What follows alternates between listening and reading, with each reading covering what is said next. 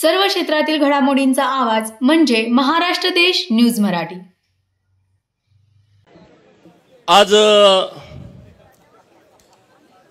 सांगलीच्या स्टेशन चौकामध्ये या जिल्ह्याचं ज्यांनी नेतृत्व केलं 95 ते 99च्या काळामध्ये 18 वर्ष महाराष्ट्राच्या विधान परिषदेमध्ये एक अभ्यासू सदस्य म्हणून आणि विधान परिषदेचे विरोधी पक्ष नेते, राज्याचे ग्रामविकास खात्याचे मंत्री म्हणून एक उत्तम प्रशासक, फरडा वक्ता आणि रोखठोक भूमिका मांडण्यामध्ये ज्यांचं महाराष्ट्रभर नाव आहे असे आपल्या सर्वांचे आदरणीय माननीय अण्णासाहेब डांगे साहेबांच्या प्रमुख उपस्थितीमध्ये सांगली विधानसभा मतदारसंघाचे तिसऱ्यांदा आमदार म्हणून निवडून आलेले सुधीर दादा,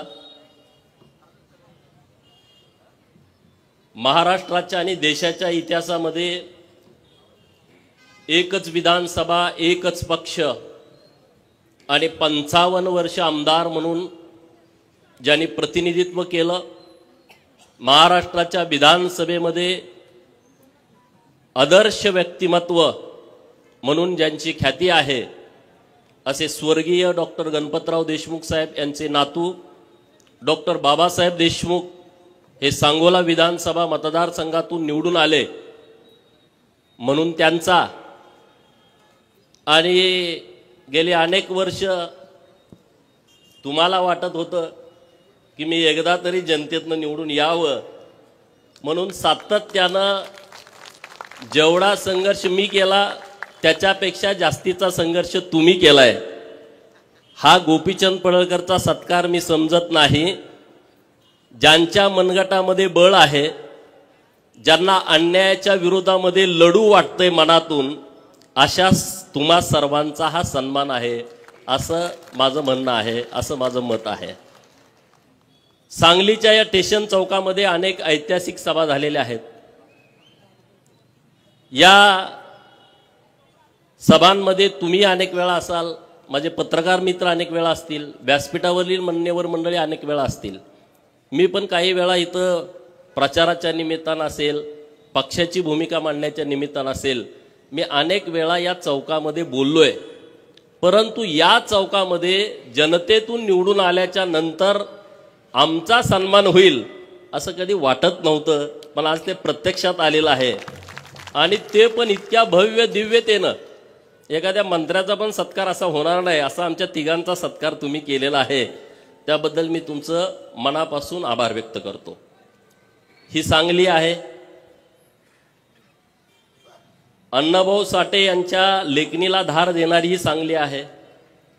छत्रपती शिवाजी महाराजांच्या स्वराज्य निर्मितीमध्ये ज्यांनी अत्यंत महत्त्वाची भूमिका मांडली त्या भैरजी नायकांची ही सांगली आहे।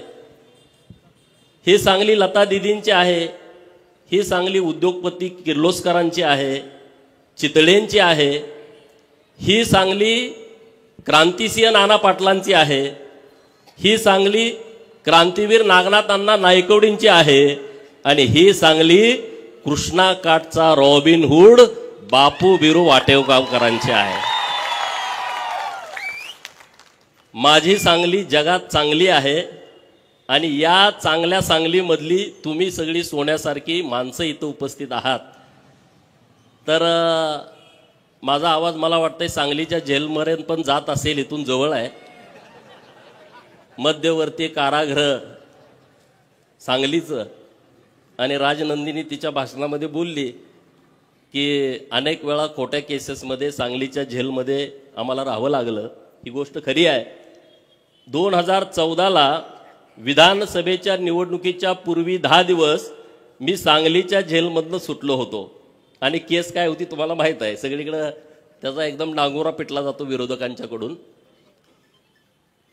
सांगलीच्या जेलमधला एक आरोपी जो खोट्या केसमध्ये ज्याला अनेक वेळा जेलमध्ये जावं लागलं, त्याचा आज जनतेच्या पाठबळावरती सांगलीच्या चौकामध्ये सन्मान होतोय, ही माझ्यासाठी अभिमानाची बाब आहे।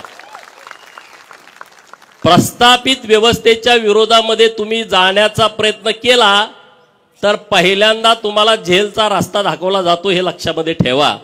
आणि ज्यांची ज्यांची ही तयारी आहे त्यांनी राजकारणामध्ये पुढे गेलंच पाहिजे। अरे जेवढ्या केसेस माझ्यावरती टाकल्या त्याच्यापेक्षा 1000 पटीनं जेलमधनं बाहेर आल्यानंतर हार लोकांनी आम्हाला घातलेले आहेत। याच सांगलीपासून आटपाडीपर्यंत 10-20 हजार लोकांची रॅली जेलमधनं सुटल्यानंतर या महाराष्ट्रातल्या लोकांनी बघितलेली आहे। लोकांना वाटतं गोपीचंद असाच आला, ह्याला काही लॉटरी लागली की लॉटरी लागली नाही रे बाबांनो, आमचा इतिहास नीट बघा, आम्ही लढणारी माणसं आहोत। अण्णासाहेबांनी इतिहास सांगितला, जो समाज स्वतःचा इतिहास विसरतो तो समाज नव्यानं इतिहास निर्माण करू शकत नाही, हे तुम्ही लक्षात घ्या। अण्णासाहेबांनी जे सांगितलंय ते आपण सगळ्यांनी सिरियस घेण्याची आवश्यकता आहे। आज राजकारणामध्ये आपण पुढे आलं पाहिजे। राजसत्ता आणि राजपाट कधी मागून मिळत नसतो, तो नेहमी हिसकावून घ्यायचा असतो। मी पहिल्यापासून ही भूमिका मांडतोय, तुमच्यासाठी कुठलं सिंहासन ठेवलेलं नाही आहे, तुम्हाला सिंहासन निर्माण करावं लागेल। नसेल तर जो सिंहासनावरती आहे त्याच्या पाठीत लात घालून त्याला बाजूला करून तुम्हाला तिथं बसावं लागेल, त्याशिवाय तुम्हाला राजसत्तेतलं सिंहासन मिळू शकत नाही। अरे मी 2006ला राजकारणामध्ये आलो, 6 ते किती झाले बघा 24 जनतेतून निवडून यायला किती वेळा पडलो मी निवडणुकांमध्ये, 5 वेळा मी निवडणुकांमध्ये हारलोय, 2-3 वेळा विधानसभा, 1 वेळा लोकसभा, 1 वेळा जिल्हा परिषद, एवढा वेळा। लोक म्हणायचे हा वेडा आहे। अण्णासाहेबांनी सांगितलं धनगराचं वेळ दिवस सरूस तर जात नाही। लोक बोलतात खासगीत, आजही बोलतात की गोपीचंद पडळकर जिल्हा परिषदचा सदस्य झाला नाही हा आमदारकी लढवतो, ग्रामपंचायतचा सदस्य झाला नाही हा आमदारकी लढवतो, पंचायत समितीचा अजून मेंबर नाही हा आमदारकी खासदारकी लढवतो, ह्याला येड लागलंय, हा असाच संपून जाईल। होय, गोपीचंद वेडा होता म्हणून लढला, शहाणा असता तर कुणाच्या तर नोकरीला असता कारकून म्हणून, वेडा होता म्हणून लढला। हे वेड पण आपल्या सगळ्यामध्ये असायला पाहिजे, प्रत्येकामध्ये असायला पाहिजे। वेडा माणूस क्रांती करतो, जो ध्येय वेडा आहे, जो संघर्ष करायची तयारी ठेवतो, जेलमध्ये जाऊन बसायची तयारी ठेवतो, तो वेडाच माणूस असतो, शहाणा माणूस असू शकत नाही। शहाणा असता तर तो पाया जाऊन पडला असता। मला माफ करा, माझ्यावरती केस करू नका, पोलिसाला सांगा आत टाकू नका।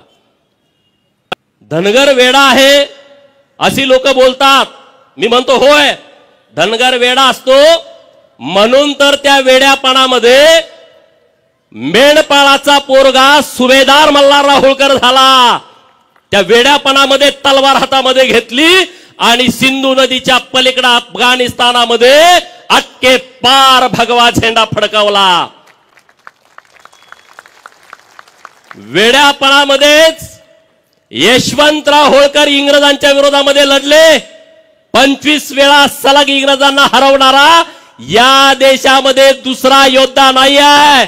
आणि छत्रपती शिवाजी महाराजांच्या नंतर राजे उमाजी नाईक आणि त्यांच्या नंतर महाराजा यशवंतराव होळकर यांनी स्वतःचा राज्याभिषेक केला आणि चक्रवर्ती महाराजा झाले। हे वेडेपणातच होतं, हे शहाण्या माणसाचं काम नाही आहे। स्वतःवर अन्याय झाला नाही, पण माझ्या मागासवर्गीय बहिणीवरती अन्याय झाला म्हणून बेंड्या राखणारा बापू बिरू वाटेगावकर हातामध्ये कुऱ्हाड घेतो, बंदूक घेतो आणि 14-15 जणाला यम सदनी पाठवतो। येड्यापणाचं लक्षण आहे, शहाण्या माणसाचं काम नाही। आणि म्हणून हा वेडापणा आम्ही नेहमी करणार। अरे तुमचं उदाहरण देतो, या सांगलीच्या मार्केटमध्ये हमाल म्हणून आमचे बाप जादे आले, त्या हमालाची पोर आता व्यापारी म्हणून अख्खं मार्केट ताब्यात घेऊन बसलेत। हा वेड्यापणाचंच काम आहे, हे शहाण्या लोकांचं काम नाही आहे। आज त्या हमालाची पोरं नगरसेवक, सभापती आणि महापौर म्हणून व्यासपीठावरती बसलेले आहे। असा वेडापणा आपल्याला नेहमी करायचा आहे, हे लक्षामध्ये ठेवा। शहाणपणा केला तर काम करावं लागेल, वेडापणा केला तर तुम्ही लीडर व्हाल, नेता व्हाल। आणि तुम्हाला माझी विनंती आहे, झालं पाहिजे, का होऊ नये आपण जिसकी जितनी संख्या भारी उसकी उतनी भागीदारी या तत्वावरती आम्हाला तिकीट मिळत नाही आणि तिकीट मिळालं तर आम्हाला निवडून येऊ दिलं जात नाही. सगळे एक पाडा याला. मग तुम्ही शान व्हावं लागेल, तुम्ही ते हातामध्ये घ्यावं लागेल. आज जतच्या जनतेला मी मनापासून धन्यवाद देतो की त्यांनी आज ही माझी सत्काराची वेळ आणली, नाहीतर ते शक्य नव्हतं. जत तालुक्यातल्या जनतेने डॉक्टर आळीसाहेब व्यासपीठावरती अन्य मान्यवर बरेच आले असतील, तर त्यांनी इतक्या क्षमतेनं इतक्या ताकदीनं माझ्यासारख्या कार्यकर्त्याला 26 ऑक्टोबरला माझी उमेदवारी घोषित झाली, 20 नोव्हेंबरला मतदान होतं.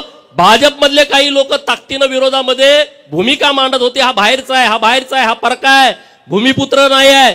अशा काळामध्ये तालुक्यातली जनता माझ्या पाठीमागं ठामपणे उभं राहिली. मी जतकरांना मनापासून धन्यवाद देतो आणि मी त्यांना जो शब्द दिलाय विधानसभेच्या प्रचारामध्ये, तो प्रत्येक शब्द आणि शब्द पूर्ण करण्यासाठी पुढची 5 वर्ष मी रात्रंदिवस मेहनत घेईल. आणि त्याबरोबर महाराष्ट्रातले काही विषय असतील, महाराष्ट्रातले काही प्रश्न असतील, तर त्याच्यासाठी पण काम करेन ना. अरे किती आम्ही लढलोय, आमचं कौतुक आम्ही करतोय अशातला भाग नाही. अनेक विषय मी विधान परिषदेचा आमदार झाल्यानंतर सभागृहामध्ये घेतले. सांगलीमधले महानगरपालिकामध्ये बदली कामगार आहेत, मानधनवरती कामगार आहेत, 1200च्या वर आहेत.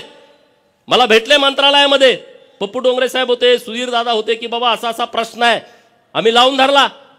त्या लोकांचा प्रश्न ऑर्डर पर्यंत आला, परंतु एक सचिवानं मेक मारून ठेवली, तो आमच्या हिताचा नव्हता. म्हणून आम्ही त्यांना सांगितलं थांबवा, परत आमचं सरकार येणार आहे, आम्ही परत दुरुस्ती करून घेतो. एखाद्याचं प्रामाणिकपणे काम केल्याच्या नंतर लोक जाणीव कशी ठेवतात बघा. आता इथं चिंगा काकू आली, मला दिसली स्टेजवरनं. त्यांच्या बरोबरच्या सगळ्या सफाई कामगार भगिनी आहेत, नटून थटून आल्या चिंगा काकू. ती इतकी रागात होती आमच्यावरती, आमची ओळख नव्हती. सचिवाच्या दालनाच्या बाहेर त्या उभा होत्या आणि त्यांना कोणीतरी सांगितलं की काही लोकांचं हे काम करायला, ते असं एकदम रागात होते आमच्यावर, नुसत्या शिव्या द्यायच्याच बाकी होत्या. मी म्हटलं पप्पू डोंगरे साहेब ह्या काय असं एवढ्या कालवा करतात. ते म्हणले त्यांचं काम होणार नाही असं कोणीतरी सांगितलंय. त्यांनी ट्रेन पकडली, मुंबईमध्ये आले, सचिवाच्या दालनाच्या बाहेर होते. चिंगा काकू आज इथं आलाय तुम्ही, मी तुम्हाला मनापासून धन्यवाद देतो आणि शब्द पण तुम्हाला देतो. सुधीर दादा इथं आहेत, मी आहे, सुरेश भाऊ खाडे, आम्ही तिघं मिळून तुमचं काम आम्ही केल्याशिवाय राहणार नाही. सांगायचं तात्पर्य काय, लोक का जुळत गेली. प्रत्येक विषयावरती आम्ही भूमिका मांडली आहे. प्रत्येक विषयावरती जो माणूस आमच्याकडे आलाय त्या माणसाची भूमिका मांडली आहे. सुधीर दादा व्यासपीठावरती आहेत, त्यांना मला विनंती करायची आहे, दादा महानगरपालिकेची निवडणूक तोंडावरती आली आहे, आता तुम्हाला सिंहासनावरती बसवलंय, त्यांना सिंहासनावरती बसवण्याची वेळ आली आहे. मी तुम्हाला विनंती करतो, या सगळ्या उपेक्षित लोकांना तुम्ही उमेदवारी द्या. ज्यांना उमेदवारी देता येत नसेल त्यांना स्वीकृत करून घेतो म्हणून सांगा. तुम्हाला प्रचाराला जाण्याची गरज पडणार नाही, सगळी लोक तुमच्या बरोबर ताकदीनं येतील. रामोशाच्या पोराला शब्द द्या की तुला स्वीकृत करतो, तू जर निवडून येणार नसेल. लोणाऱ्याच्या पोराला शब्द द्या, इथं गोसाव्याच्या पोराला शब्द द्या, घिसाड्याच्या पोराला शब्द द्या. काय करायला लागत नाही. ही सगळी लोक तुम्हाला ही महानगरपालिका ताब्यामध्ये देतील. चमचे दलालांच्या मागे माणसं राहिलेली नाहीत, चमचे दलालाच्या मागे लोक नाहीत. ही जी गोरगरीब लोक आहेत ना, ती पूर्ण क्षमतेनं तुमच्या बाजूने उभा राहणार आहेत आणि तुमच्या ताब्यामध्ये परत एकदा महानगरपालिका देऊन या सांगली, मिरज आणि कुपवाडचं कल्याण करायचं आहे. त्यासाठी आम्ही तुमच्या बाजूने ठामपणे उभं राहू. तुम्ही आमच्या सगळ्यांच्या पाठीमागं ताकद उभी करा. तुम्ही अगोदर करताच, त्याबद्दल दुमत नाही आहे. अनेक नगरसेवक झालेले आहेत, इथं दिनकर तात्या आहेत, पृथ्वीराज भैया आहेत, सगळे व्यासपीठावर मान्यवर मंडळी आहेत की जे निर्णय प्रक्रियेमध्ये आहेत. तर तुमच्याकडून आमच्या अपेक्षा आहेत, तुम्ही आम्हाला सन्मान द्या, आम्ही तुम्हाला ताकदीनं पाठबळ देण्याची व्यवस्था ह्या सांगली, मिरज, कुपवाडच्या महानगरपालिकेच्या निवडणुकीच्या निमित्तानं करू. त्याबद्दल अजिबात दुमत ठेवू नका. हा सांगली जिल्हा 2 पुढाऱ्यांचा आहे असे वारंवार वारंवार वारंवार म्हटलं जातं, नावं घेत नाही. हा सांगली जिल्हा यांच्या विचाराचा आहे. अरे विचार 5 मिनिटं सांगा ना व्यासपीठावर येऊ, त्यांचा विचार नेमका काय होता आम्हाला कळू द्या. काय विचार होता, कुठं त्याचं पुस्तक आहे का, एखादा ग्रंथ आहे का त्या विचाराचा, की ज्या विचारामुळं या जिल्ह्याला, या राज्याला त्याचा फायदा झाला. अरे मी म्हणतो हा सांगली जिल्हा नागनाथांना नाईकवडींचा, हा सांगली जिल्हा क्रांतिसिंह नाना पाटलांचा हा जिल्हा आहे. हा जिल्हा 12 बलुतेदाराचा, 18 पगड जातीतल्या लोकांचा, शेतकऱ्यांचा, कष्टकऱ्यांचा, गरीब मराठ्यांचा जिल्हा आहे. आणि त्यामुळं ह्या जिल्ह्यामध्ये परिवर्तन झालं पाहिजे. नुसतं राजकीय नाही, सामाजिक असलं पाहिजे, विकासात्मक राजकारण असलं पाहिजे, ते परिवर्तन झालं पाहिजे. आणि म्हणून तुम्ही जो आज आमचा सन्मान घेतलाय तिघांचा, त्या सन्मानानं आमची जबाबदारी वाढली आहे. निश्चितपणे तुम्हाला सांगतोय, सांगलीच्या ज्या अपेक्षा आहेत, अरे सांगलीमध्ये कुपवाड MIDC किती वर्षापासून तयार झाली, नवीन काय तिथं झालं का? नाही. मार्केट कमिटीमध्ये व्यापाऱ्यांना जागा नाही, नवीन काय प्रयोग झाला का? अरे ती मार्केट कमिटी भ्रष्टाचारानं अशी बरबटली आहे, जागा घेतली त्यात भ्रष्टाचार. काय तुमचं व्हिजन पाहिजे सांगली मार्केट कमिटीचं? अरे इथल्या व्यापाऱ्यांना जागा नाही, 100-200 एकर जागा घेतली, डेव्हलपमेंट केलं आणि व्यापाऱ्यांना ती उपलब्ध करून दिली. कर्नाटक आपल्या बाजूला आहे, कर्नाटकातून लोक येत आहेत आणि त्या मार्केट कमिटीचा विस्तार केला नाही. कोंबडी कापून खायची ही जी ह्या लोकांची सवय आहे आणि त्याला पाठबळ मिळतंय. कारवाई होणं अपेक्षित होतं, कारवाई झाली नाही. मार्केट कमिटीवरती कारवाई होणं अपेक्षित होतं, जिल्हा मध्यवर्ती बँकेवरती कारवाई होत नाही. कारण हा फिरत असतो नेता, त्यांचा पाया पडत असतो अंधारामध्ये, कळत नाही, मॅनेज होतो, मग कारवाई होत नाही. आज सांगली जिल्ह्यामध्ये शेतकऱ्यांची जिल्हा मध्यवर्ती बँक आहे, जी आर्थिक वाहिनी आहे, या बँकेमध्ये प्रचंड मोठा भ्रष्टाचार झाला. 83 ची चौकशी झाली, 88 ची चौकशी सुरू आहे. अरे आमची मागणी आहे ही चौकशी पूर्ण होऊन त्यांच्यावरती कारवाई झाली पाहिजे. आज तुम्ही शेतकऱ्यांच्या दारामध्ये जाता 1 लाख कर्ज थकवल्यावरती आणि इकडे 100 कोटी रुपये तुम्ही काढले, बुडवले, तिकडे कोणी जात नाही. आज महाकाली साखर कारखाना, आटपाडीचा मानगंगा साखर कारखाना, अरे सभासदांनी त्यांच्या सौभाग्यवतीच्या गळ्यातलं डोरलं मोडून तुमची सभासदाची फी भरली. आज इतके वर्ष तुम्ही कारखाना चालवला, 200 150 कोटी रुपये तुम्ही कर्जामध्ये घालवला आणि आता तुम्ही परत बँक म्हणते की आता हे RBIचे नियम आहेत, अमुक आहे, तमुक आहे, त्याचा बाऊ करून तुम्ही ते कारखाना विकायला काढणार आणि त्या पुढाऱ्यांच्या घशामध्ये घालणार. माझे पत्रकार मित्र येत आहेत, माझी त्यांना विनंती आहे, हे कारखाने विकायचे आणि घशात घालायचे यांचे डाव आहेत. आणि कारखाना विकल्यानंतर काय होणार आहे? अरे आटपाडीच्या कारखान्याला 250 एकर जमीन आहे, तिथं 5 लाख रुपये गुंठ्याचा भाव आहे. ते कारखाना घेणार आणि त्यातली 200 एकर जमीन विकून टाकणार आणि खासगी कारखाना करून टाकणार. जे सुतगिरणीचं झालं तोच प्रकार होणार आहे, महाकाली कारखान्याचं तेच होणार आहे. तर बँकेला माझं अपील आहे, सभासदांचा कारखाना हा सभासदाला राहायला पाहिजे. उद्या तुम्ही विकून ती जमीन विकणार आहे, आता तुम्ही जमीन विकून ती पैसे भरून घ्या आणि तो सभासदांचा कारखाना सभासदाच्या ताब्यामध्ये ठेवा. कशासाठी हे प्रकार करताय? कुणासाठी करताय? अरे हे काय तुमच्या बापजादाची प्रॉपर्टी नाही आहे, हे लोकांची आहे, शेतकऱ्यांची आहे, कष्टकऱ्यांची आहे. त्याच्यावरती तुम्ही डल्ले मारता, त्याच्यावरती तुम्ही अटॅक करता. हे इथून पुढे चालणार नाही. सरकारकडे मी पाठपुरावा करणार आहे आणि सरकारनं जरी पाठीशी घातलं तर सरकार बरोबर सुद्धा या बाबतीमध्ये संघर्ष करायची आमची तयारी असणार आहे. कारण हे सभासदाचे कारखाने आहेत, सभासदाची जमीन आहे. अरे आटपाडीची जमीन तर माझ्या धनगर समाजाची जमीन आहे. काय तुम्ही देता रे? एक तुम्ही गुंठा जमीन देत नाही, 250 एकर जमीन आमच्या बापजाद्यांनी दिली. काय मिळालं आम्हाला? काय त्या कारखान्यामध्ये मिळालं? कामगार म्हणून आणि म्हणे आमच्या बापाचे कारखाने आहेत. महाकाली कारखान्यामध्ये कुणाच्या जमिनी आहेत? या जिल्ह्यातल्या सगळ्या कारखान्याच्या आणि MIDCच्या जमिनी बघा. या 18 पगड जातीच्या, 12 बलुतेदाराच्या, गरीब मराठ्याच्या आणि OBCच्या जमिनी आहेत. कुठल्या पुढाऱ्याच्या रानामध्ये झाला कारखाना? अण्णासाहेबांनी मला एकदा कहाणी सांगितली की त्यांची सुद्धा 400 एकर जमीन एका कारखान्याला गेली आहे. परवा त्यांना भेटायला गेलो तेव्हा सांगितलं. सर्वोदय कारखान्याचं काय झालं? पृथ्वीराज भैया इथं आहेत, संभाजी आप्पा आता हयात नाहीत. आज कष्टाने उभा केलेला कारखाना या बँकेच्या राजकारणामध्ये त्यांनी घशात घातला. आणि म्हणून तुम्हाला माझी विनंती आहे, या बँकेच्या राजकारणामध्ये तुम्ही आलं पाहिजे, संस्था स्थापन केल्या पाहिजेत आणि मत कुणाला विकलं नाही पाहिजे या बाडग्यांना. नाहीतर त्याचा काही उपयोग होणार नाही. 2 लाख मिळाले, 3 लाख मिळाले, चालला, त्याचा उपयोग होणार नाही. राजकारणाच्या बाबतीमध्ये मनात चीड असली पाहिजे, धग असली पाहिजे. लात घालीन तर पाणी काढेल अशी उर्मी प्रत्येकाच्या मनात असली पाहिजे, तर हे घडल. एका दोघा तिघांचं काम नाही आहे. तुम्ही सगळ्यांनी ठरवलं तर हे घडू शकतं. ही क्षमता, ही ताकद ही तुमच्यामध्ये आहे आणि त्या ताकदीनं आपल्याला पुढे जायचं आहे. आज आम्ही जतकरांना आव्हान केलं होतं की तुम्ही आम्हाला जमीन द्या. 1,500 एकर जमीन दिली. पत्रकार मित्रांना माझी विनंती आहे, अरे या जिल्ह्यामध्ये MIDC ला 1,500 एकर एका जागेवर जमीन कुठंच जिल्ह्यात मिळू शकत नाही. आज ती जतमध्ये मिळाली आहे. आज आमचे राज्याचे नेते मुख्यमंत्री देवाभाऊ दावोसला गेलेत. 4-5 दिवस ते दावोसला असणार आहेत. 7 लाख कोटीच्या वर इन्व्हेस्टमेंट ते महाराष्ट्राला घेऊन येणार आहेत. आणि मी सकाळी पण त्यांना विनंती केली, मागच्या 4 दिवसात पण देवाभाऊंना भेटलो की दावोसच्या दौऱ्याला तुम्ही मुख्यमंत्री झाल्यानंतर पहिल्यांदा जाताय, तो दौरा यशस्वी होणार याबद्दल कुणाच्या मनामध्ये शंका नाही. पण दौरा यशस्वी होण्यामध्ये माझ्या सांगली जिल्ह्याला आणि जत तालुक्याला एक मोठा इंटरनॅशनल प्रकल्प तुम्ही आम्हाला दिला पाहिजे, ही मी विनंती त्यांच्याकडे केलेली आहे. आणि होय, त्यांनी शब्द दिलाय की कसल्याही परिस्थितीमध्ये सांगली जिल्ह्याला एक आम्ही प्रकल्प देऊ. अरे मी साधा आमदार आहे, मी नामदार नाही आहे. आज डॉक्टर बाबासाहेब देशमुख साहेबांनी मत व्यक्त केलं की या सांगली जिल्ह्याकडे एक काळ नेतृत्व होतं. या सांगली जिल्ह्यातले कॅबिनेट मंत्री अनेक वर्ष अनेक वेळा महाराष्ट्राच्या राजकारणामध्ये होते.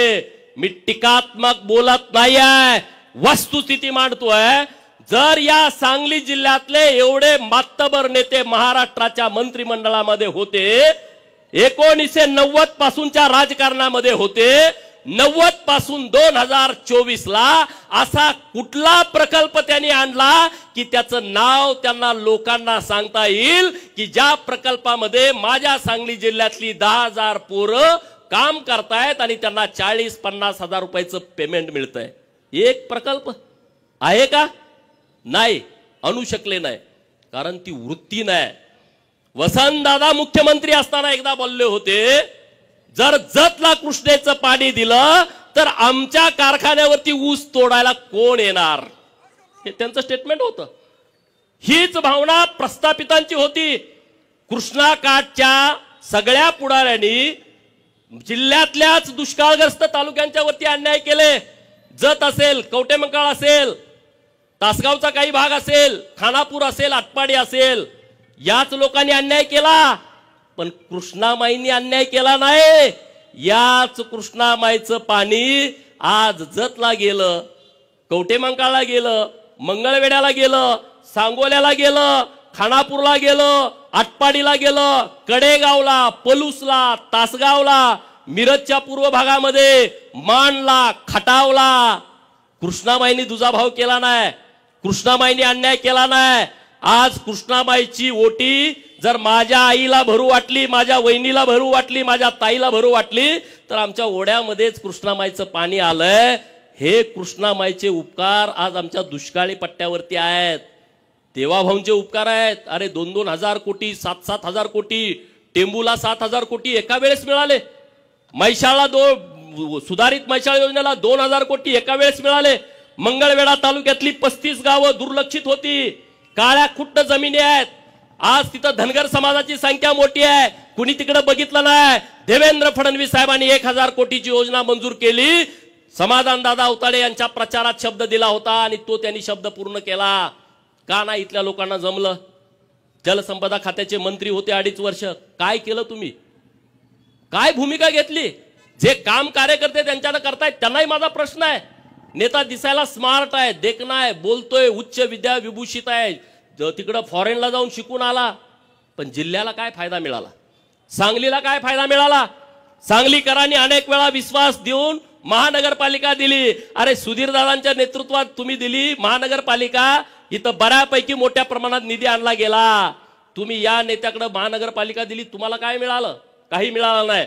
माझी विनंती आहे तुम्हा सगळ्यांना की तुम्ही ताकदीनं सोबत उभा राहावा, सुधीरदादांच्या सोबत उभा राहावा. आम्ही खांद्याला खांदा लावून काम करायला तयार आहोत, कारण सांगली बदलली पाहिजे. अरे मी या सांगलीत कॉलेजला होतो 2000 साली, 11-12वीला. 2000 सालची सांगली आणि आताची सांगली काही फरक नाही, काही बदल नाही. माणूस कुठं चुकत नाही, काही भानगड होत नाही. अरे मग ह्याच्याबद्दल कुणीतरी केलं पाहिजे होतं. आमचे सगळे मित्र आहेत, तिथं बलराज आहेत, रावसाहेब आहेत, सगळी टीम आहे. तुम्ही पण अनेक वर्ष पत्रकारिता करताय, ह्याच्यावर कुणीतरी बोललं पाहिजे, कुणीतरी लिहिलं पाहिजे. अरे जतला आमच्या गावाला रस्ता नाही आणि तुमच्या पुढाऱ्याच्या गोठ्याला डांबरी रस्ता आहे, सिमेंटचा कॉन्क्रीटचा रस्ता आहे. काय तुमच्या बापाचे पैसे आहेत?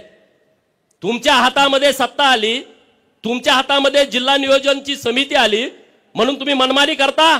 अरे दुर्दैव आहे, मी जिल्हा नियोजन समितीला आमदार असताना एक पत्र दिला, माहितीचा अधिकार दिला त्यांना आणि म्हटलं की 1999 पासून हे जेव्हा मंत्री झाले तेव्हापासून जिल्हा नियोजन मधून तुम्ही किती पैसे खर्च केले त्याची यादी द्या।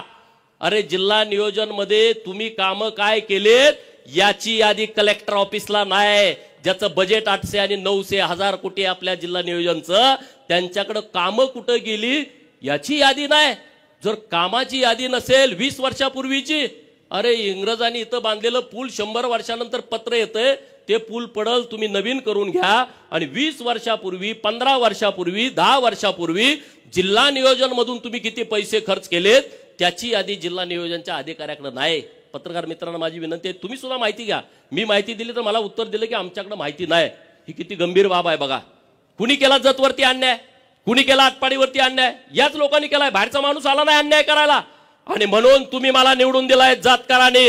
माझी जबाबदारी जतची तर आहे, पण सांगली जिल्ह्यातल्या उपेक्षित भागामध्ये जिथं जिथं कुठं काम करावं लागेल तिथं तिथं गोपीचंद छातीचा कोट करेल आणि तुमच्या पुढे एक पाऊल असेल। तुम्ही चिंता करण्याची गरज नाही, अजिबात करायची गरज नाही।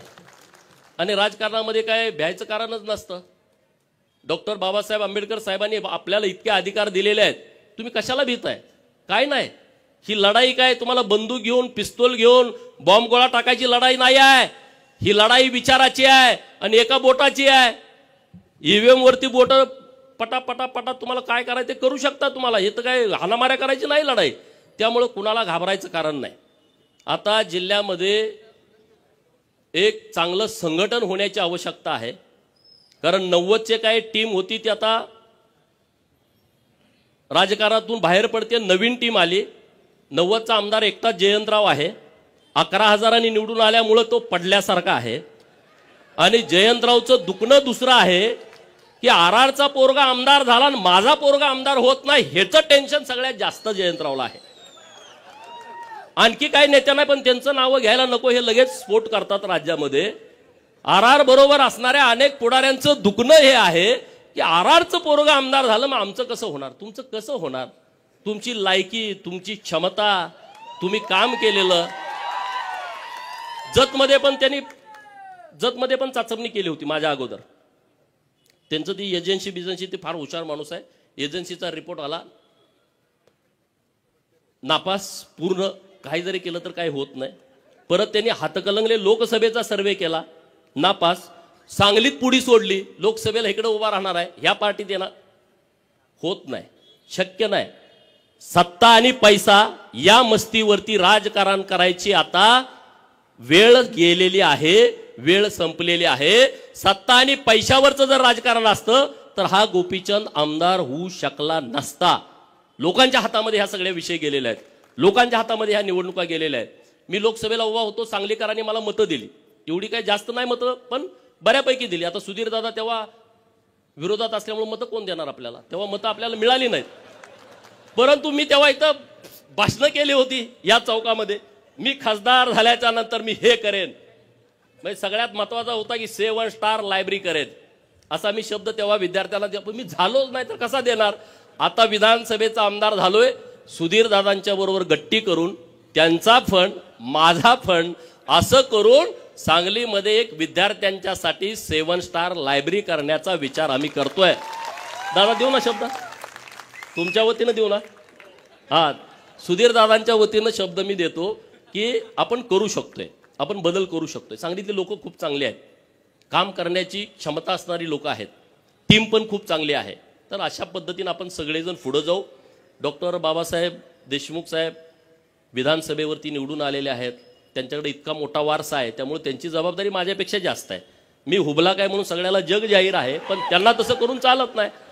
मला काय उलटं पालटं ते हुबला काय जाऊ दे असं म्हणतात, पण तुम्हाला तसं करून चालणार नाही, कारण तुम्ही आबासाहेबांचे नातू असल्याच्यामुळं तुम्हाला तेवढंच बोलावं लागेल, तेवढंच निर्णय घ्यावे लागतील, तशा पद्धतीनंच तुम्हाला पुढे जावं लागेल। आणि आबासाहेबांच्या कार्यकर्तृत्वावरती आज अख्खा महाराष्ट्र अभ्यास करतो, त्यांना आदर मानतो, अभिमान आहे। माझ्यासारख्या कार्यकर्त्याला अभिमान आहे। आबासाहेबांची विचारसरणी वेगळी, आमची वेगळी होती। आबासाहेब अनेक वेळा स्टेजवरनं मला दम द्यायचे, मी एका माणसाविरोधात बोललो का तू बस नाही मी निघालो म्हणायचे. पण आबासाहेबांच्या बद्दल प्रचंड आदर सगळ्यांच्या मनामध्ये आहे, सगळ्या लोकांच्या मनामध्ये आहे. आणि देवेंद्र फडणवीस साहेबांनी सभागृहामध्ये मागणी केली होती की आबासाहेबांचा अर्धा कृती पुतळा हा विधान भवनात बसवायचा. यासाठी तुम्ही आणि मी आता देवाभाऊ आल्याच्या नंतर त्यांना भेटून ती मागणी आपण रेटून धरू आणि विधान भवनामध्ये महाराष्ट्रामध्ये एक आदर्श व्यक्तिमत्व बनून, सरकारनं सांगितलंय, सरकार पण आणि विरोधी पक्ष, तेव्हा आम्ही विरोधी पक्षामध्ये होतो, परंतु सरकारचं दोन्ही बाजून आणि सभापती महोदयांनी तशा सूचना दिल्यात. विधान परिषदेमध्येच ती चर्चा झाली होती आणि तो विषय आपल्याला मार्गी लावून आपल्याला पुढे जाण्याची आवश्यकता आहे. अण्णासाहेबांनी काही विषय आपल्यासमोर मांडले की मेंढ्यांची संख्या कमी व्हायला लागली आहे. ही गोष्ट खरी आहे, अडचणी पण आहेत. आता आपल्याला दोन्ही बाजूने चालावं लागेल. आम्ही म्हणलो सरकारनं मेंढ्या द्या, तर काय पोरं म्हणजे तुम्ही आता आम्हाला परत मेंढपाळ करता का? नाही, मतप्रवाह आहेत वेगवेगळे. तर आम्ही दोन्ही बाजूने चाललोय. विद्यार्थ्यांच्यासाठी चांगल्या योजना सरकारच्या माध्यमातून आणलेल्या आहेत. सांगली शहरामध्ये ओबीसीची 2 वसतिगृह, मराठा समाजाची 2 वसतिगृह, एक मुलांचं एक मुलींचं 100 क्षमता असणारी 2 वसतिगृह. वसतिगृह बांधण्यासाठी खूप वेळ लागतोय म्हणून सरकारनं निर्णय घेतला इमारती भाड्यानं घ्यायच्या आणि तिथं वसतिगृह चालू करायचं. महाराष्ट्रामध्ये 54 ठिकाणी आता वसतिगृह चालू आहेत. काही ठिकाणी इमारती मिळाल्या नाहीत, भाड्यानं मिळाल्या नाहीत किंवा त्याचे दर जास्त आहेत मेट्रो सिटीमध्ये म्हणून ती राहिलेले आहेत. त्याच्या पुढे जाऊन आम्ही सरकारकडे मागणी केली की 100 विद्यार्थी दिले तरी विद्यार्थ्यांची सोय होत नाही, गैरसोय होते. आणि म्हणून सावित्रीबाई फुले स्वाधार नावाची योजना ओबीसींच्या मुलांसाठी आणलेली आहे. प्रत्येक जिल्ह्याला 600 विद्यार्थी जे 12वी नंतरचं व्यावसायिक शिक्षण घेतात त्या मुलांना, तो तालुक्याला राहिला तर 38,000 रुपये, तो क वर्गाच्या महानगरपालिकेच्या ठिकाणी राहिला तर त्याला 43,000 रुपये, तो अमरावती, नाशिक आणि संभाजीनगर अशा ठिकाणी जर राहिला तर त्याला 51,000 रुपये, आणि तो मेट्रो सिटीमध्ये राहिला, मुंबई, नवी मुंबई, पुणे, पिंपरी चिंचवड आणि नागपूर या ठिकाणी जर आपला पोरगा शिकायला गेला तर त्याला 61,000 रुपये सरकार देतंय खोली भाडं आणि खानावळीचं. पण दुर्दैवाची बाब आहे, 600 मुलांना ओबीसीच्या, त्यामध्ये 346 जाती आहेत. पण मित्रांनो 600 सुद्धा फॉर्म आले नाहीत. हे सगळ्यात मोठं दुर्दैव आहे. आणि 3 वेळा मुदतवाढ दिली, 3 वेळा मुदतवाढ दिली. तीच योजना धनगर समाजासाठी पंडित दीनदयाळ यांच्या नावानं सेम तीच योजना, फॉर्म तेवढे आले नाहीत. माझी विनंती आहे सगळ्या विद्यार्थ्यांना, अरे तुम्ही एज्युकेटेड आहात, ऑनलाईन फॉर्म करायचे आहेत. मेंढक्यांच्यासाठी एक स्कीम आणली आम्ही सरकारकडून. काय स्कीम आणली? जून, जुलै, ऑगस्ट, सप्टेंबर या 4 महिन्यामध्ये पाऊस पडतोय. फॉरेस्टचे अधिकारी म्हणतात की जंगलामध्ये तेव्हा रोपटी उगवायला चालू होतात, ते संक्रमणाचा बियांचा काळ असतो, मेंढ्यानं तुडवलं तर येत नाही. काय आता ते असतील कोण अधिकारी मला माहित नाही, बुद्धिवान, पण त्याने असा रिपोर्ट दिला की जंगलामध्ये मेंढ्या सोडायच्या नाहीत. आणि मग आम्ही सरकारकडे मागणी केली, जर तुम्ही आमच्या मेंढ्या जंगलामध्ये सोडणार नसाल तर तुम्ही आम्हाला चराई भत्ता द्या, महिन्याला 6,000 रुपये, 4 महिन्याला 24,000 रुपये, आणि स्कीम जाहीर केली. मला अभिमान वाटतो त्या गोष्टीचा, म्हणून मला मेंढक्यांचं कायम कौतुक वाटतं. 1,20,000 मेंढपाळांनी ऑनलाईन फॉर्म भरले, ऑनलाईन 1,20,000. सरकारकडे पैसे 8 कोटी होते. मी म्हणलं असं जुळणार नाही, आता तुम्हाला जेवढे फॉर्म आले तेवढे पैसे द्यावे लागतील.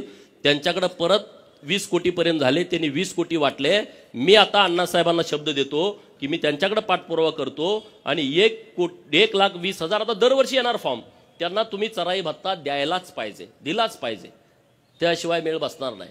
पोरांच्या अडचणी आहेत हो. मेंढका पोरगा असला त्याला पोरगी मिळत नाही, तो परत मेंढर विकतोय, मुंबईत जातोय, कुठंतरी लोकांमध्ये जागा घेतोय, लग्न केलं का परत गावाला येतोय, परत मेंढ्या घेतोय, परत मध्ये तू अरे मुंबईला होतो ना आता कसं काय मेंढराकडं.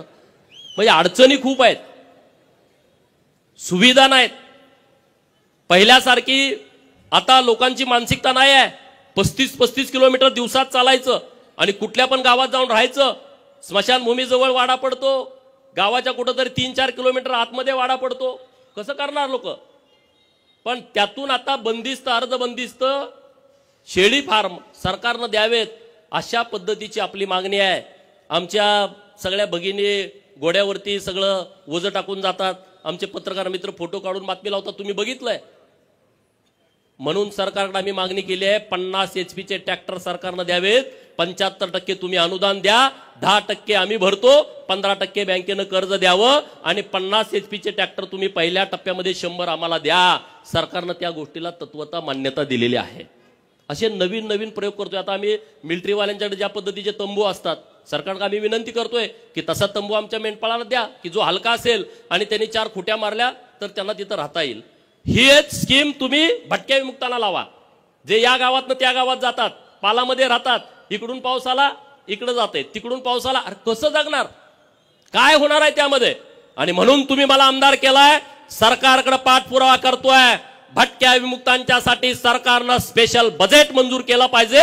आणि मला विश्वास आहे देवाभाऊ मुख्यमंत्री आहेत आणि महाराष्ट्रामध्ये सगळ्यात जास्त सामाजिक न्याय या व्यक्तिमत्वानं दिलाय. आणि मला ठाम विश्वास आहे की त्यांच्या माध्यमातून या सगळ्या भटक्या विमुक्तांच्यासाठी, पालात राहणाऱ्या लोकांच्यासाठी सरकार काहीतरी चांगला निर्णय करेल आणि तो आम्ही तिथं करून घेऊ. तुम्ही आज सत्कार केलाय तर आम्ही कामं केली पाहिजेत ना. आमचा काही मोठेपणा म्हणून आज सत्कार झालेला नाही आहे आणि सत्काराचं भाग्य आमचं सांगलीमध्ये यावं असं आम्हाला कधी वाटत नव्हतं. पण आज ते घडतंय जतकरांच्यामुळं, आज ते घडतंय सांगोलकरांच्यामुळं, बाबासाहेबांचं आणि सांगलीकरांचं जास्तीचं प्रेम सुधीरदादांच्या वरती आहेत. त्यांना तिसऱ्यांदा तुम्ही निवडून दिलेला आहे. त्यामुळे तुम्ही आज आमच्या तिघांचा सत्कार या स्टेशन चौकामध्ये केला. तर इथून पुढं तुम्हाला ज्या अपेक्षा आमच्याकडून आहेत त्याच्यापेक्षा एक पाऊल पुढं जाऊन ताकदीनं, क्षमतेनं, जिल्ह्यात असेल जिल्ह्यात, राज्यात असेल राज्यात, आता संघर्ष करायची वेळ संपलेली आहे. संघर्ष आता जयंतरावनी करू द्या, पण ते करू शकत नाही. संघर्ष करायचं पण रक्तात असावं लागतं. संघर्ष ते करू शकत नाहीत. आता ते विरोधी पक्षात आहेत, त्यांनी करायला पाहिजे आंदोलन, मोर्चा, रस्त्यावर. आम्ही कुठवर यायचं? आम्ही रस्त्यावरच आहे गेली 20 वर्ष. आता नाही, आता आम्ही सत्तेत आलोय. तुम्ही सुद्धा तुमचा मोड बदला. सत्तेत आलोय असं नाही तर विरोधी पोस्ट टाकत बसू नका. आपण आता सत्ताधारी आहोत तर आपण काम काय करायचं? तुम्ही सरकारला सांगा हे काम केलं पाहिजे. सरकारकडे तुम्ही ही सूचना द्या, कल्पना मांडा. अरे सामान्य माणसं सुद्धा चांगल्या कल्पना मांडतात आणि त्या कल्पनेनुसार सरकार काम करतं. तशा सूचना तुम्ही द्या, त्या पद्धतीनं सरकार काम करेल. आपलं एक महत्वाचं काम राहिलंय, 2-3 वर्ष झालं प्रयत्न सुरू आहे. महाराजा यशवंतराव होळकर यांचा अश्वारूढ पुतळा महाराष्ट्रातला पहिला हा सांगलीच्या जिल्हाधिकारी कार्यालयासमोर बसवायचा आहे आणि आता त्याची सगळी प्रक्रिया पूर्ण होत आलेली आहे. मुंबईला आता शेवटचं पुतळ्याच्या परवानगीसाठीचं महानगरपालिकेचं पत्र तिथं पोहोचलंय. मंगळवारी बुधवारी आम्ही जाणार आहोत आणि तिथं एक अश्वारूढ पुतळा महाराष्ट्रातला पहिला हा कलेक्टर ऑफिसच्या समोर करायचा आहे. मागं एकदा डॉक्टर स्वप्नील चोपडे इथं आहे, त्यांनी ते कलर केला होता नवीन नाव लिहायला. एकदा कलर केला का काही गाड्यांच्या डोक्यात आणून ती परत तिथं नावच लिहू देणार. स्वप्नीलला नेऊन पोलीस स्टेशनला बसवलं त्याने की नाव लिहायचं नाही. मी म्हटलं का? पोटात दुखते का म्हटलं, काय अडचण होते? आणि मग संघर्ष करून ते यशवंतराव होळकर महाराजा यांचा सांगलीमध्ये चौक आहे. आणि तुम्हाला सांगतोय, जर तुम्हाला राजकर्ती जमात बनायची असेल, महाराजा यशवंतराव होळकर जोपर्यंत तुम्हाला समजणार नाहीत, महाराजा यशवंतराव होळकर यांचं तैलचित्र तुमच्या घरात लागणार नाही, महाराजा यशवंतराव होळकर यांची जयंती गावागावात साजरी होणार नाही, तोपर्यंत तुम्ही राजकर्ती जमात बनवू शकत नाही. म्हणून माझी तुम्हाला विनंती आहे की महाराजा यशवंतराव होळकर यांची जयंती गावागावात साजरी झाली पाहिजे. घोड्याचा फोटो तैलचित्र आम्ही नव्यानं प्रकाशित केलंय, तो फोटो तुमच्या घरात प्रत्येकाच्या असला पाहिजे. आणि त्यांचा सगळा इतिहास वाचून घ्या. अण्णासाहेबांनी काही पुस्तकं लिहिलेली आहेत, तिकडं सोनवणे सरांनी काही पुस्तकं लिहिलेली आहेत, नास इनामदारांनी झुंज नावाची कादंबरी, हे वाचा तुम्ही. वाचल्याशिवाय काय होणार नाही. नाही तर तुम्ही ह्याच्या मागे पडणार. ते तुम्हाला ही मोठी माणसं, ही मोठी नाहीत लोक. मी अनेक वेळा सांगतो, तुम्ही ऐकत नाही, त्याला माझा नाही इलाज आहे. ही मोठी नाही, बिंडोक लोक आहेत, हे होपलेस लोक आहेत. ह्यांनी काय नाही, आपल्याला ते लांबनं दिसतंय. आपल्याला गेस्ट हाऊसच कधी कळू दिलं नाही, लांबनच बघायचो. हे मोठ्या लोकांसाठी. अरे तुमचाही ते, तुम्ही जाऊन बसा की तिथं आयटीत, काय बिघडतंय? आपली प्रॉपर्टी आहे ती, सरकारची प्रॉपर्टी म्हणजे जनतेची प्रॉपर्टी. तुम्हाला ती मोठ्या माणसासाठी आहे, मोठ्या माणसासाठी नाही, तुमच्यासाठी पण आहे. तिथं एकदा जाऊन बसा रो बाबा, जेवा, ऑर्डर द्या, एक दिवस झोपून या ना तिथं, काय बिघडतंय? हा न ती लोकांसाठी आहे मोठ्या. तुम्ही तोपर्यंत ते तुमच्या ताब्यात घेत नाही. कलेक्टर ऑफिसला गेला, भेटाय ना शिपायात जाऊ ना, धडका मारून जावा ना, साहेबाला जाऊन भेटा, तहसीलदारला जाऊन भेटा. मध्यस्थ शोधताय, मध्यस्थ काय करताय? भीती घालताय तुम्हाला, पैसे घेताय तुमच्याकडून, दलाली करताय, त्याचा उपयोग होत नाही. तुम्ही जावा ना तिथं, लोकांच्यासाठी जावा, गरिबांच्यासाठी जावा. जात पडताळणी ऑफिस आहे इथं, किती लोकांचे दाखले मिळाले नाहीत, जावा ना तिथं, दरडावा ना, बोला. नंदीवाल्याच्या पोराला जातीचा दाखला मिळाला नाही, का नाही मिळाली जात पडताळणी? तुम्ही खडसावा ना तिथं जाऊन. गोसाव्याच्या पोराला का नाही दिलं, डवऱ्याच्या पोराला का दिलं नाही? तुम्ही करा ना मोठ्या भावाची भूमिका. नुसतं भाषण करून उपयोग नाही. मोठ्या भावाची भूमिका ही कृतीतून तुमची दिसली पाहिजे, तर तुम्ही पुढे याल, अन्यथा तुम्ही पुढे येणार नाही. एकटा गोपीचंद, एकटा डॉक्टर बाबासाहेब आमदार होऊन तुमचा प्रश्न मिटत नाही. असे शेकडो आणि हजारो गोपीचंद महाराष्ट्रामध्ये तयार व्हावे लागतील, तेव्हा कुठं तुम्ही या प्रवाहात याल, अन्यथा प्रवाहात येणार नाही. आता जिल्हा नियोजनची सदस्याची नेमणूक होईल. कुठं आहे सरकारचं धोरण?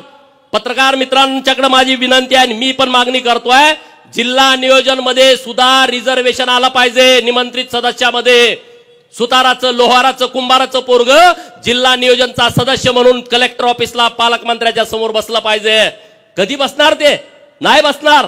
त्याला माहित नाही, त्याला कल्पना नाही. मला तुम्ही आमदार केलाय आणि मी जत मध्ये जाहीर केलंय आमच्या सगळ्या सहकारी मित्रांची परवानगी घेऊन, ज्या शासकीय कमिट्या आहेत माझ्या जत विधानसभा मतदारसंघामध्ये, ज्या समाजाला कधीच प्रतिनिधित्व मिळालं नाही, ज्याला कधी उमेदवारी मिळाली नाही, त्या समाजातल्या तरुण पोराला तहसीलदारच्या शेजारी बसायचा अधिकार त्या समितीच्या माध्यमातून आम्ही देणार आहे. कलेक्टर ऑफिसला कलेक्टर साहेबाच्या शेजारी बसून चर्चा करण्याचा अधिकार जर मर्याय गाडेवाल्याच्या पोराला जर मला देता आला, तर त्या आमदारकीचं सार्थक झालं असं मी समजेन. आणि तशी पोरं मी शोधतोय आणि त्यांना इथं आणून बसवणार आहे. डवऱ्याची, गडस्याची, लवाराची, कुंभाराची, सुताराची पोरं, नाभिकाची पोरं, मातंग समाजाची, गरीबाची पोरं, ज्यांना कधी सन्मान मिळाला नाही. कमिट्यावर तर टाका की रे, कमिट्यावर पण तुम्ही टाकत नाही. इकडचा मेहना, तिकडचा पाहुणा. जिल्हा नियोजनवरची यादी काढा. गेल्या 20 वर्षातली कोण आहेत माणसं? एक तर नेता, नेत्याचा चमचा, दुसऱ्याला संधी नाही. आणि म्हणून मी देवाभाऊंच्याकडे मागणी करणार आहे की महाराष्ट्रातल्या जिल्हा नियोजन मध्ये आणि महाराष्ट्रातल्या शासकीय कमिटी आहेत, तिथं तरी आम्हाला संधी द्या. आणि ते देऊ शकतात, हेच काहीतरी परिवर्तन करू शकतात. आणि म्हणून असे नवीन नवीन विषय घेऊन आपल्याला पुढे जायचं आहे, नवीन नवीन विषय घेऊन आपल्याला पुढे काम करायचं आहे. अजिबात चिंता करू नका, अजिबात काळजी करू नका. तुमचा जो विषय असेल तो मला सांगा, दादांना सांगा, बाबासाहेबांना सांगा. दादांना सांगितल्यावर डायरेक्ट जाऊन ते काम करून येतील. आम्ही सभागृहात वाजवून काम करून घेऊ. दादांचं आमच्यापेक्षा जास्तीचं चालतं. दादा सिनियर आहेत आणि सगळ्यात महत्त्वाचे तुम्हाला माहीत आहेत, बॅकबोन आहे दादा, त्यामुळं दादांचं सगळं चालतं. त्यामुळं दादांना आमची विनंती आहे की तुम्ही आमचं नेतृत्व करा, आम्ही तुमच्याबरोबर ठामपणे उभं राहू. आतून बाहेरून कुठलाही दगा फटका माझ्याकडून होणार नाही, तो आमचा स्वभाव नाही. कारण होळकरांच्या इतिहासाचा एक आपल्याला कौतुकास्पद घ्यायला पाहिजे. होळकरांनी जेवढ्या लढाई केल्या त्या समोरासमोर सांगून. होळकरांचे किल्ले बघा, वापगावचा किल्ला पुणे जिल्ह्यातला गावात आहे. यशवंतराव महाराजा होळकरांचा जन्म झाला, मल्हाररावांनी जे 5 किल्ले बांधले होते त्यातला तो आहे, गावात आहे. महेश्वरी राजधानी पुण्यश्लोक अहिल्यादेवींची एकदम नदीच्या किनारी आहे. एकदम समोरासमोर लढणारे भिडणारे हे मल्हारराव आहेत. आणि त्यामुळं ज्यांना आम्ही लढाय त्यांना समोरच लढतो, अजिबात चिंता नाही. आणि त्यामुळं दादांसारखं ज्येष्ठ नेतृत्व आपल्या सांगली जिल्ह्यामध्ये आहे. त्यांच्या नेतृत्वामध्ये आपण सांगली शहरामध्ये, ग्रामीणमध्ये ते जास्त फिरत नाहीत, पण सांगली शहरामध्ये आम्ही पूर्ण क्षमतेनं त्यांच्यासोबत राहू. एवढंच या निमित्तानं बोलतो. फळ मार्केटमधली लोक असतील, हमाली करणारी सगळी मंडळी असतील आणि तुम्ही सगळे, तुमचं माझ्यावरती खूप उपकार आहेत. भाषणात सांगण्यासाठी नाही आहे. तुम्ही म्हणारे भाषणात सांगतोय, माझ्याकडे जेव्हा गाडीला तेलाला पैसे नसायचे तेव्हा तुम्ही त्या गाडीत तेल टाकण्याचं काम केलंय. माझ्या सगळ्या निवडणुका ह्या तुमच्या वर्गणीवरती झालेल्या आहेत. त्यामुळं माझ्यासारख्या कार्यकर्त्याला त्याची प्रचंड जाणीव आहे. अरे आम्ही सामान्य आहोत. तुम्ही आज एवढा सांगलीमध्ये दिमागदार एवढा सोहळा केला गडदे तात्यांच्या नेतृत्वामध्ये, शक्य नाही आहे. महाराष्ट्रातल्या कुठल्या आमदाराच्या नशिबी असं येईल, पैसे लावून कुणी करेल हो, पण तुम्ही उत्स्फूर्त केलाय, हे तुमचं प्रेम आमच्यावरती कायम राहू द्या. या प्रेमाची पोच पावती आम्ही कामातून तुम्हाला देऊ. गडदे तात्या आणि सगळे सिनियर लोक आहेत व्यासपीठावर. आता एकाच नाव घेतलं तर अनेकांची लोक राहतील. आता आपले सांगलीचा आदर्श महाराष्ट्रातल्या सगळ्या महानगरपालिका क्षेत्रामध्ये राहणाऱ्या उपेक्षित वंचित लोकांनी घेतला पाहिजे, असा आदर्श घालून देणारी सगळी मंडळी व्यासपीठावरती आहेत. आणि त्यामुळे तुम्ही जो आमचा मान सन्मान केलाय, सत्कार केलाय आणि अण्णासाहेबांच्या उपस्थित केलाय, आणि अण्णासाहेबांनी इतकं चांगलं आम्हाला आज मार्गदर्शन केलेलं आहे, कुठलाही फटका न मारता त्यांनी आम्हाला व्यवस्थितपणे आशीर्वाद दिलेले आहेत. त्याबद्दल अण्णासाहेबांचं मी मनापासून आभार व्यक्त करतो. अण्णासाहेबांचं फार मोठं योगदान आहे. चौंडी हे अण्णासाहेबांमुळे महाराष्ट्राला कळालं. नंतर जानकर साहेबांनी त्याचं पूर्ण महाराष्ट्रातल्या लोकांच्यापर्यंत नेलं. चौंडीला तुम्ही गेलं पाहिजे. 31 मेला जयंती आहे पुण्यश्लोक अहिल्यादेवींची, आणि 300वी जयंती आहे. यावर्षी सरकारनं 75 कोटी रुपये बाजूला काढून ठेवलेत अहिल्यादेवींच्या जयंतीला. मुख्यमंत्री महोदयांना मी परवा पत्र दिलंय की पुण्यश्लोक अहिल्यादेवींची जयंती सरकारनं कशी साजरी करायची त्याची तुम्ही बैठक बोलवा, अण्णासाहेबांना बोलवा, आमच्या सगळ्या लोकप्रतिनिधींना बोलवा, आणि तुम्ही पुढच्या 2 महिन्याचा आराखडा करा. ठीक आहे, 1 दिवसाची पुण्यतिथी होणार नाही, तर 2 महिन्याचा कार्यक्रम होईल. देवाभाऊंनी त्याला मान्यता दिलेली आहे. त्यामुळं हा जयंतीचा कार्यक्रम तुम्ही गावागावामध्ये करा. अरे अहिल्यादेवींचं खूप मोठं काम आहे. छत्रपती शिवाजी महाराजांच्या नंतर हिंदवी स्वराज्याचे पताका ही होळकरांनी खांद्यावरती घेतली, अन्य काही सरदारांनी पण घेतली, परंतु अहिल्यादेवीने जे काम केलेलं आहे ते काम कुणीच विसरू शकत नाही. हिंदू धर्माच्या रक्षणाचं आणि हिंदू मंदिरांचं जीर्णोद्धाराचं काम हे अहिल्यादेवीने इतक्या मोठ्या प्रमाणात केलंय, ते कुणी विसरू शकत नाही. नरेंद्र मोदी साहेबांना मी धन्यवाद देईन. काशी विश्वेश्वराच्या मंदिराचा कॉरिडॉर डेव्हलप केला आणि त्या कॉरिडॉरमध्ये पुण्यश्लोक अहिल्यादेवींचा पुतळा त्यांनी तिथं बसवलेला आहे. कुठलाही हिंदू काशी विश्वेश्वराच्या दर्शनासाठी गेला तर त्यांना पुण्यश्लोक अहिल्यादेवींचं दर्शन होतंय. शंकराचार्यांचा आहे, भारत मातेचा पुतळा आहे आणि कार्तिक स्वामीचा, असे 4 पुतळे तिथं बसवलेले आहेत. धन्यवाद देईल मी देवाभावना, एकनाथ शिंदे साहेबांना. अरे अहमदनगरचं नाव बदललं, 1 वर्षाच्या आतमध्ये नामांतरण केलं आणि पुण्यश्लोक अहिल्यादेवी नगर केला. हा काही छोटा निर्णय नाही. तुम्हाला त्याचं काही देणं घेणं नसल्यामुळे तुम्हाला त्याचं काही वाटत नाही.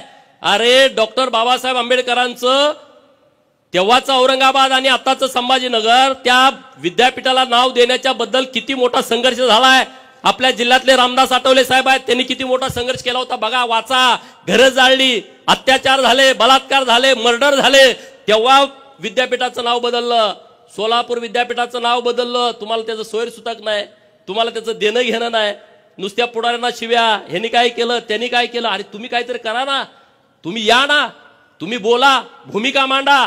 आता सोलापूर विद्यापीठाच्या प्रांगणामध्ये पुण्यश्लोक अहिल्यादेवींचं स्मारक तयार झालंय आणि आम्ही आता नरेंद्र मोदी साहेबांना विनंती करतोय देवाभाऊंच्या माध्यमातून की त्या स्मारकाचं उद्घाटन करण्यासाठी स्वतः नरेंद्र मोदी साहेबांनी यावं सोलापूरला.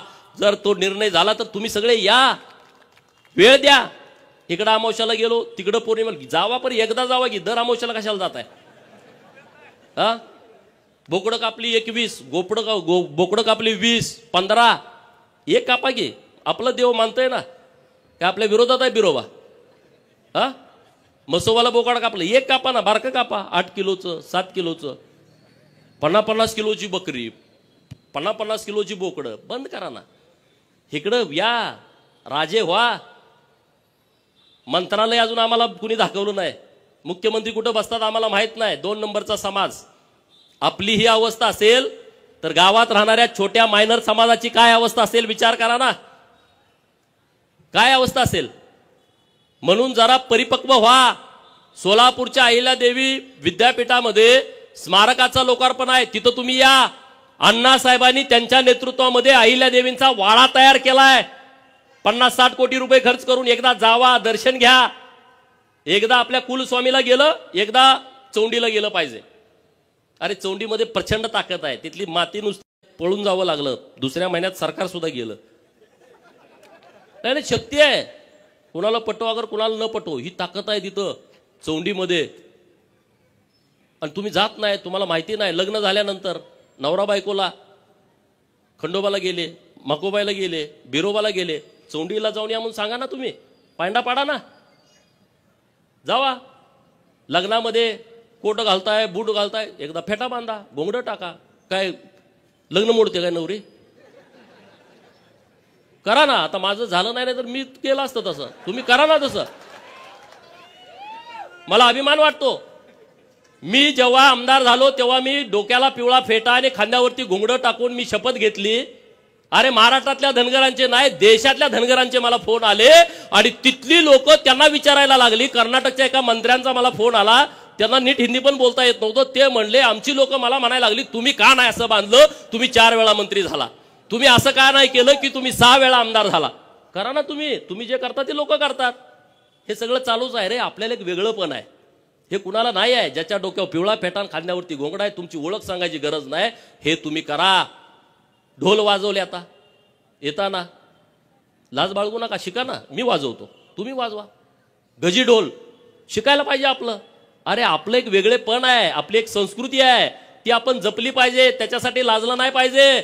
मी जेव्हा मुंबईमध्ये जायचो तेव्हा तिथले अधिकारी हळू बोलायचे, इकडं तिकडं बघून मला भेटायचे.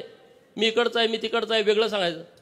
जातीचा विषय येतोच हो, कुणी जरी नाकारला तरी. जात चिकटलेली आहे. किती जरी पुरोगामी महाराष्ट्र म्हटलं तर तसं काही नाही आहे. हे सगळं थोतांड आहे. तुम्ही एसटीत जरी बसला, शेजारचा माणूस तुम्हाला विचारतो तुमचं गाव कुठलं, तुमचं नाव काय. आडनावावरनं जर त्याला जात कळली नाही, तुमच्या पाहुण्याचं आडनाव काय, पाहुण्याचं गाव कुठलं, त्याच्यावरून त्याला जात कळली नाही तर 10 मिनिटांत म्हणते तुमची जात कुठली हो. एसटीत बसलेलं, त्याचा काही संबंध नाही, त्याचं काही देणं घेणं नाही, तुमची त्याची ओळख नाही, तरी ते विचारताय जातीवरती येतंय. अरे मग जर आपल्याला असं वैभव मिळालं असेल तर तुम्ही ते जपलं पाहिजे, ते टिकवलं पाहिजे. गोपीचंद तुम्हाला वाटला हे नालायक आहे, मला सोडून द्यावं, पण दुसरा विषय घेऊन तुम्ही पुढे या ना. सगळेच माझ्याबरोबर असे नाहीत, 5-2% माझे सुद्धा एकदम चिंध्या करणारी लोक आहेत, मला माहीत आहे. पण मी काय तुमच्यावर रागाला आलोय का? मी रागाला पण येणार नाही. माझा विषय पूर्णपणे वेगळा आहे, माझे वैचारिक शत्रू पूर्णपणे वेगळे आहेत आणि त्यामुळं तशा पद्धतीनं मी पुढे जातोय. कुणी जरी मला थांबवण्याचा प्रयत्न केला, मी थांबणारा माणूस नाही. कारण मी थांबत नाही, कारण तुम्ही सगळे माझ्या सोबत आहात. एक बच्चनजींची कविता आहे, ती मी तुम्हाला वाचून दाखवणार आहे. मैं पत्थर पर लिखी इबारत हूं, मैं पत्थर पर लिखी इबारत हूं, शीशे से कब तक तोड़ोगे. मैं पत्थर पर लिखी इबारत हूं, शीशे से कब तक तोड़ोगे. मिटने वाला मैं नाम नहीं, मिटने वाला मैं नाम नहीं, तुम मुझको कब तक रोकोगे, तुम मुझको कब तक रोकोगे. मैं सागर से भी गहरा हूं, मैं सागर से भी गहरा हूं, तुम कितने कक्कड़ फेंकोगे. मैं सागर से भी गहरा हूं, तुम कितने कक्कड़ फेंकोगे. चून चुन कर आगे बढ़ूंगा मैं, चून चुन कर आगे बढ़ूंगा मैं, तुम मुझको कब तक रोकोगे. तुम हालातों की भट्टी में, तुम हालातों की भट्टी में जब जब मुझको झोंकोगे, तुम हालातों की भट्टी में जब जब मुझको झोंकोगे, तब तपकर सोना बनूंगा, तब तपकर सोना बनूंगा, तुम मुझको कब तक रोकोगे. अनेक वेळा संघर्षाच्या भट्टीमध्ये तुम्ही आम्हाला ढकललंय, आम्ही तावून सुलाकून निघालोय. आणि तुम्हाला पण मी सांगतो, संघर्षाच्या भट्टीमध्ये जो सन्मान असतो ना, तो जगात कुठंच नसतो, तो जगात कुठंच नसतो. नाही, सरकारची योजना आहे, सांगलीमध्ये जे रस्त्यावरती बसलेत ना लोक, त्यांना त्याच दिवशी 10,000 कर्ज द्यायचं आहे बँकेत गेल्यावर, आधार कार्ड दिल्यावर. किती? 10,000. ते फेडलं का 20,000, ते फेडलं का 30,000, ते फेडलं का 40,000.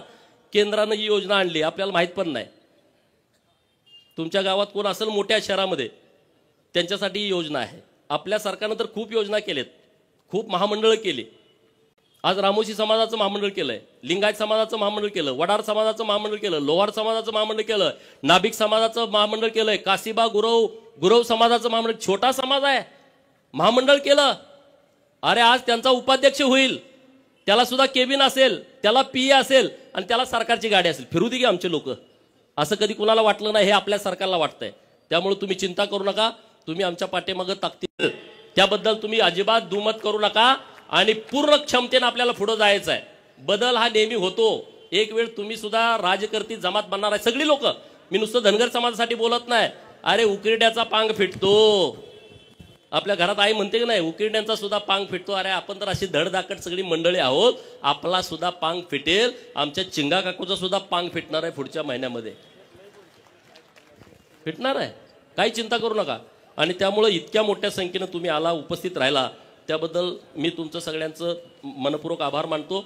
ज्या सगळ्या लोकांनी यामध्ये काम केलंय सगळ्यांची नावं घेता आली नसतील, परंतु तुम्ही पूर्ण ताकदीनं इतका भव्य दिव्य देखणा कार्यक्रम घेतला, अख्ख्या सांगलीमध्ये सगळं वातावरण तयार केलंय, त्याबद्दलही तुम्हाला धन्यवाद देतो आणि थांबतो. सर्व क्षेत्रातील घडामोडींचा आवाज म्हणजे महाराष्ट्र देश न्यूज मराठी.